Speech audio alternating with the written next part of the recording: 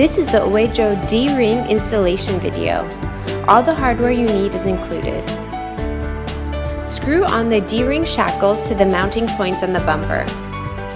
Use a washer and a bolt on the front side to secure it. Behind, use a spring washer and a bolt, and tighten with your fingers.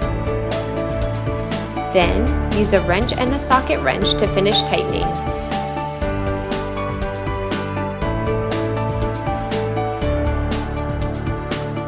Repeat the same process for the other side.